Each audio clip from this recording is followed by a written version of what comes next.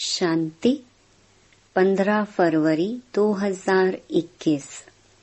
बाबा के महावाक्य।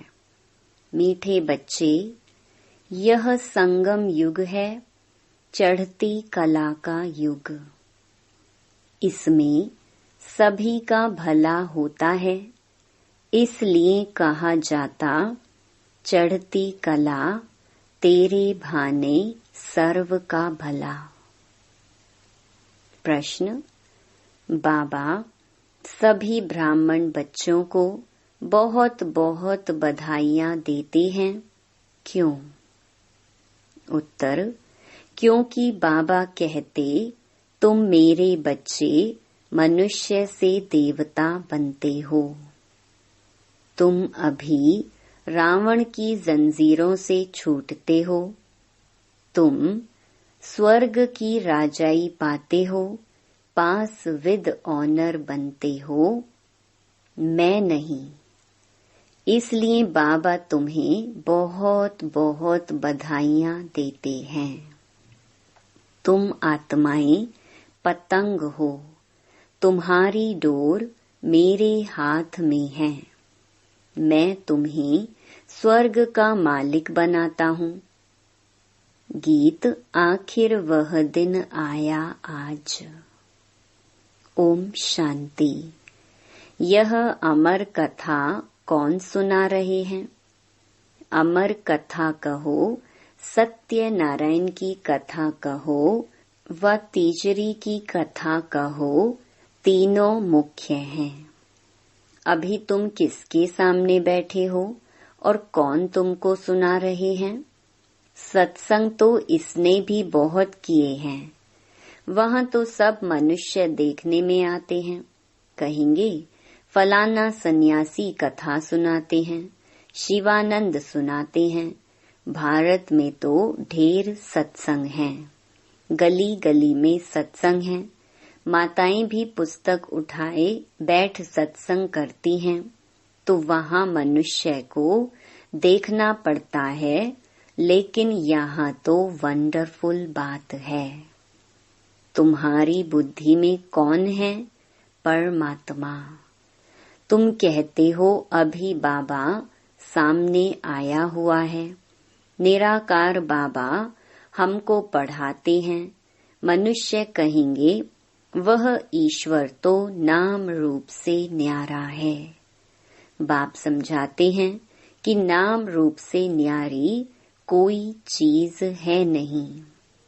तुम बच्चे जानते हो यहाँ कोई भी साकार मनुष्य नहीं पढ़ाते हैं। और कहाँ भी जाओ सारी वर्ल्ड में साकार ही पढ़ाते हैं। यहाँ तो सुप्रीम बाप है, जिसको निराकार गॉड फादर कहा जाता है। वह निराकार साकार में बैठ पढ़ाते हैं। यह बिल्कुल नई बात हुई। जन्म बाई जन्म तुम सुनते आए हो, यह फलाना पंडित है, गुरु है, ढेर के ढेर नाम हैं। भारत तो बहुत बड़ा है। जो भी कुछ सिखाते हैं, समझाते हैं, वह मनुष्य ही है। मनुष्य ही शिष्य बने हुए हैं। अनेक प्रकार के मनुष्य हैं। फलाना सुनाते हैं, हमेशा शरीर का नाम लिया जाता है। भक्ति मार्ग में निराकार को बुलाते हैं कि हे पतित पावन आओ। वही आकर बच्चों को समझाते हैं। तुम बच्चे जानते हो कि कल्प कल्प सारी दुनिया जो पतित बन जाती है, उनको पावन करने वाला एक ही निराकार बाप है। तुम यहाँ जो बैठे हो, तुम्हारे में भी कोई कच्चे हैं, कोई पक्के हैं। क्योंकि आधा कल्प तुम देह अभिमानी बने हो। अब देही अभिमानी इस जन्म में बनना है। तुम्हारी देह में रहने वाली जो आत्मा है, उनको परमात्मा बैठ समझाते हैं। आत्मा ही संस्कार ले जाती है। आत्मा कहती है ऑर्गन्स द्वारा कि मैं फलाना हूँ, परंतु आत्म अभिमानी तो कोई है नहीं। बाप समझाते हैं जो इस भारत में सूर्यवंशी चंद्रवंशी थे वही इस समय आकर ब्राह्मण बनेंगे, फिर देवता बनेंगे। मनुष्य देही अभिमानी रहने के आदती हैं, देही अभिमानी रहना भूल जाते हैं। इसलिए बाप घड़ी घड़ी कहते हैं देही अभिमानी बनो। आत्मा ही भिन्न भिन्न चोला लेकर पाठ बजाती है। यह हैं उनके ऑर्गन्स। अब बाप बच्चों को कहते हैं मन मना भव। बाकी सिर्फ गीता पढ़ने से कोई राज्य भाग्य थोड़े ही मिल सकता है। तुमको इस समय त्रिकालदर्शी बनाया जाता है। रात दिन का फर्क हो गया है। बाप समझाते हैं मैं तुमको राजयोग सिखाता हूँ। कृष्ण तो सतयुग का प्रिंस है। जो सूर्यवंशी देवताएं थे उनमें कोई ज्ञान नहीं। ज्ञान तो प्रहलोप हो जाएगा। ज्ञान है ही सदगति के लिए। सतयुग में दुर्गति में कोई होता ही नहीं। वह है ही सतयुग, अभी है कलयुग। भारत में पहले सूर्यवंशी 8 जन्म, फिर चंद्रवंशी 12 जन्म। यह एक जन्म अभी तुम्हारा सबसे अच्छा जन्म है। तुम हो प्रजापिता ब्रह्मा मुख वंशावली। यह है सर्वोत्तम धर्म। देवता धर्म सर्वोत्तम धर्म नहीं कहेंगे। ब्राह्मण धर्म सबसे ऊंच है। देवताएं तो प्रारब्ध भोगते हैं। आजकल बहुत सोशल वर्कर हैं। तुम्हारी है रूहानी सर्विस। वह है जिस्मानी सेवा करना। रूहानी सर्विस एक ही बार होती है। आगे यह सोशल वर्कर आदि नहीं थे। राजा रानी राज्य करते थे। सतयुग में देवी देवता थे। तुम ही पूज्य थे, फिर पुजारी बने। लक्ष्मी नारायण द्वापर में जब वाम मार्ग में जाते हैं तो मंदिर बनाते हैं। पहले पहले शिव का बनाते हैं। वह है सर्व का सद्गति दाता, तो उनकी जरूर पूजा होनी चाहिए। शिव बाबा ने ही आत्माओं को निर्विकारी बनाया था ना। फिर होती है देवताओं की पूजा। तुम ही पूज्य थे, फिर पुजारी बने। बाबा ने समझाया है चक्र को याद करते रहो। सीढ़ी उतरते उतरते एकदम पट पर आकर पड़े हो। अब तुम्हारी चढ़ती कला है। कहते हैं चढ़ती कला तेरे भाने सर्व का भला। सारी दुनिया के मनुष्य मात्र की अब चढ़ती कला करता हूँ। पतित पावन आकर सबको पावन बनाते हैं। जब सतयुग था तो चढ़ती कला थी और बाकी सब आत्माएं मुक्ति धाम में थीं। बाप बैठ समझाते हैं मीठे मीठे बच्चों, मेरा जन्म भारत में ही होता है। शिव बाबा आया था, गाया हुआ है, अब फिर आया हुआ है। इसको कहा जाता है राजस्व अश्वमेध अविनाशी रुद्र ज्ञान यज्ञ। स्वराज्य पाने के लिए यज्ञ रचा हुआ है। विघ्न भी पड़े थे, अब भी पड़ रहे हैं। माताओं पर अत्याचार होते हैं, कहते हैं बाबा हमको यह नंगन करते हैं, हमको यह छोड़ते नहीं हैं, बाबा हमारी रक्षा करो। दिखाते हैं द्रौपदी की रक्षा हुई। अभी तुम 21 जन्मों के लिए बेहद के बाप से वर्षा लेने आए हो। याद की यात्रा में रहकर अपने को पवित्र बनाते हो, फिर विकार में गए तो खलास, एकदम गिर पड़ेंगे। इसलिए बाप कहते हैं पवित्र जरूर रहना है।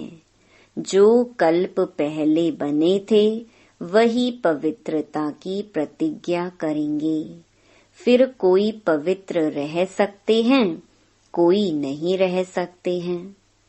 मुख्य बात है याद की। याद करेंगे, पवित्र रहेंगे और स्वदर्शन चक्र फिराते रहेंगे तो फिर ऊंच पद पाएंगे।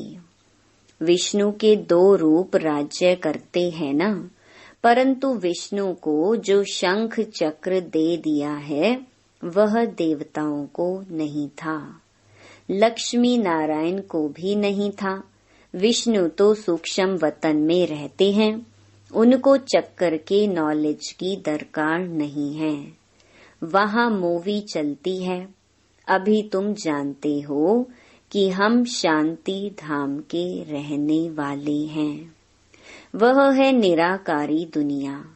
अब आत्मा क्या चीज है वह भी मनुष्य मात्र नहीं जानते। कह देते आत्मा सो परमात्मा। आत्मा के लिए कहते हैं एक चमकता हुआ सितारा है जो भ्रकुटी के बीच रहता है। इन आँखों से देख ना सके, भल कोई कितना भी कोशिश करे। शीशे आदि में बंद करके रखें कि देखें कि आत्मा निकलती कैसे है।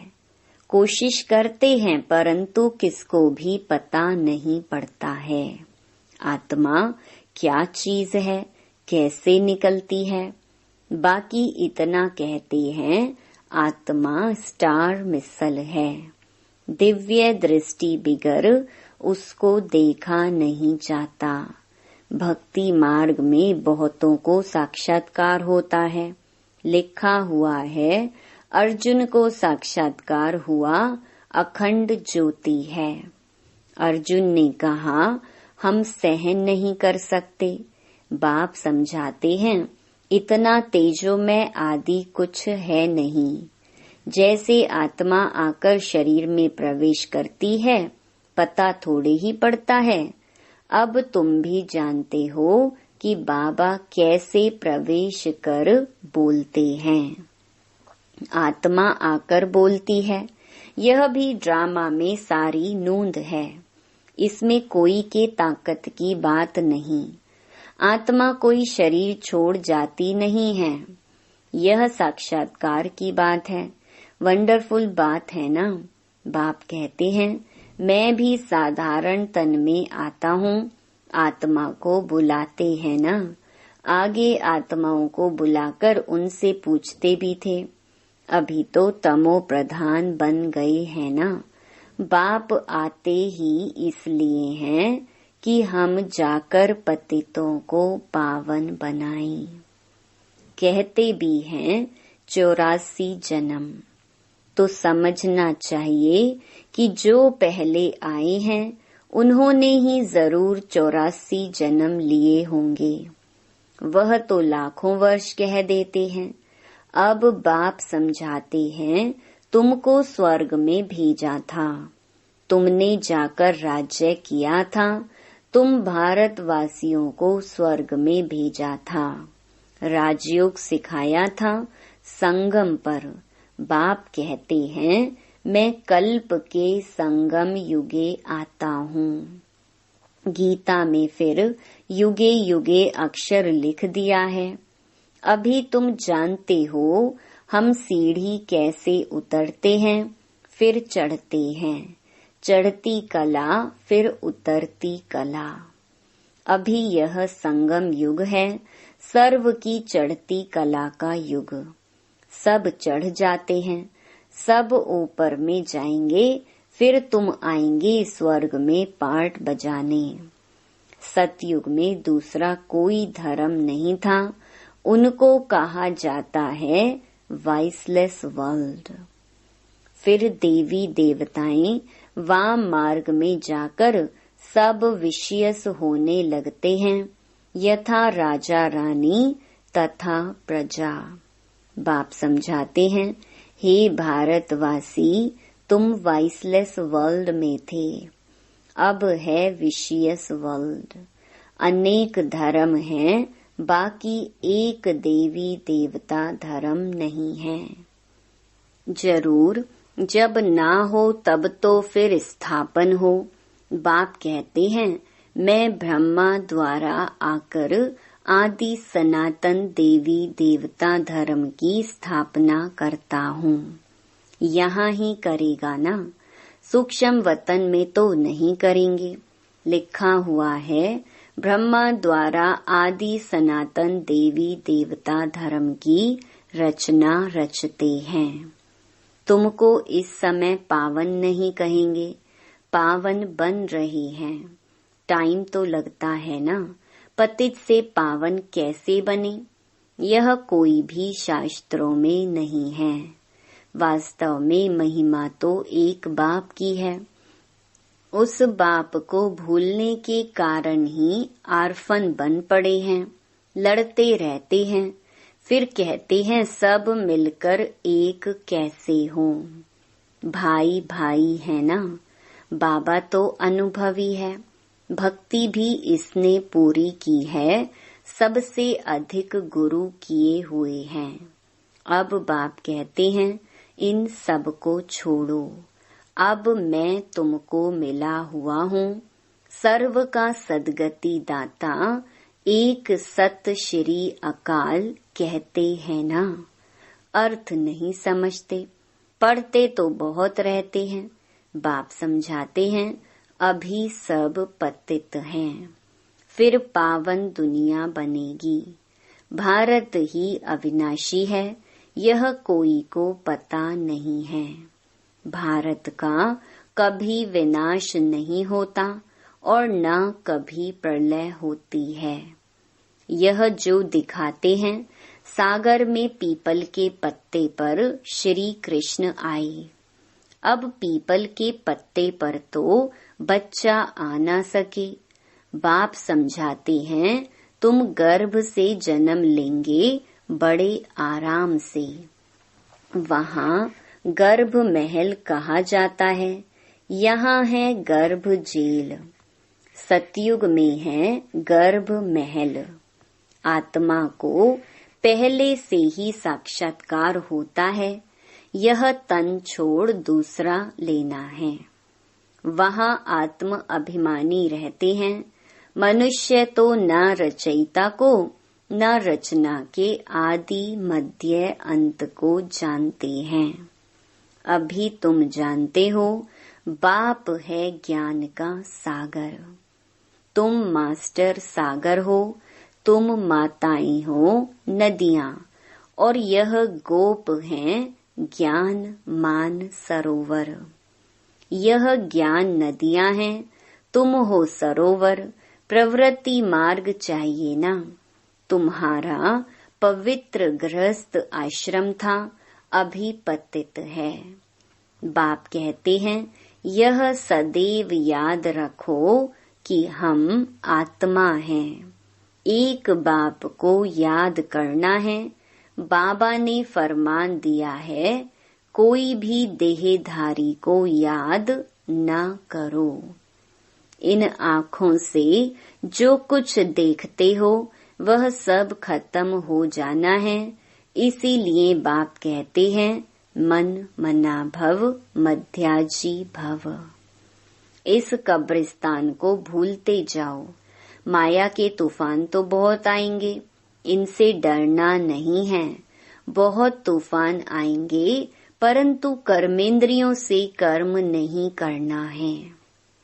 तूफान आते हैं तब जब तुम बाप को भूल जाते हो।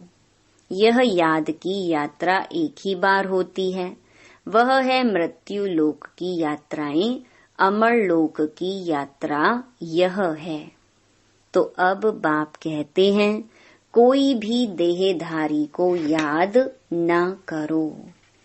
बच्चे शिव जयंती की कितनी तारें भेजते हैं।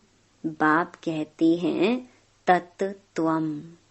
तुम बच्चों को भी बाप बधाइयां देते हैं। वास्तव में तुमको बधाइयां हो, क्योंकि मनुष्य से देवता तुम बनते हो। फिर जो पास विद ऑनर होगा उनको जास्ती मार्क्स और अच्छा नंबर मिलेगा। बाप तुमको बधाइयां देते हैं कि अब तुम रावण की जंजीरों से छूटते हो। सभी आत्माएं पतंगे हैं, सबकी रस्सी बाप के हाथ में है।